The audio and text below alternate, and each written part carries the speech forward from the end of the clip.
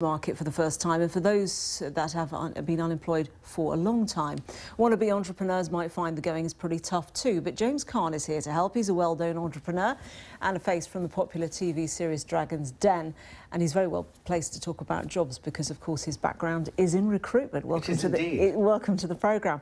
Now, you are very keen on the idea of governments offering loans to entrepreneurs and giving them guidance to get companies going, because that's what creates jobs.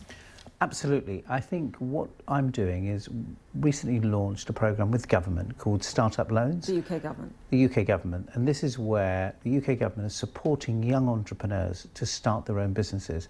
And as President Obama says, if you're going to create jobs, you've got to create them within your country. So this is a scheme designed to identify young people between the age of 18 to 30 who have a great business idea, who want to start their own business.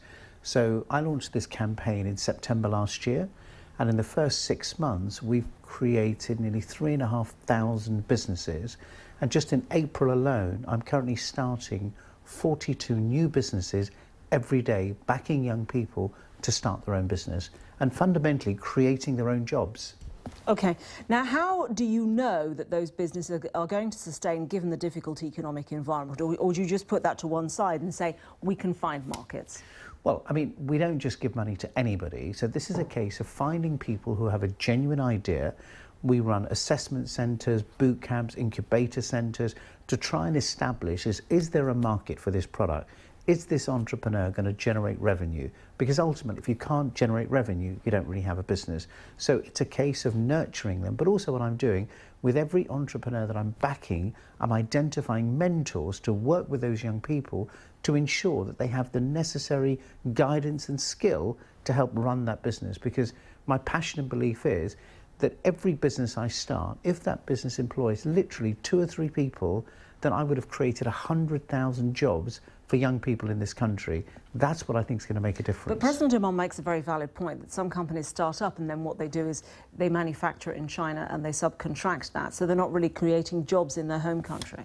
Well, the entrepreneur that I'm backing is creating his own job, because if I didn't back the individual, then that would be one less job. So what I'm looking to do is back the individuals to create businesses to stimulate the economy that will subsequently create jobs, and fundamentally, and even the organisations that we're creating, if you look at the run rate that I have today, by starting 40 businesses a day, that means by the end of this year I would have started 10,000 businesses. And just the impact of taxation, other jobs, what they're buying, what they're selling, that's what I think you need to do. And I think governments around the world are struggling with the same problem. Youth unemployment is the biggest challenge that we have. But what troubles me with what you're saying is it suggests a little bit to me that banks are not willing to lend this money. Well, banks are not in the business of providing equity. So when you're backing businesses, you're not providing debt, you're providing equity, because this is an equity risk. Because fundamentally, these young people have no track record, they have no collateral or security, so a conventional bank is probably not the right position to provide risk capital, because that's what I'm doing.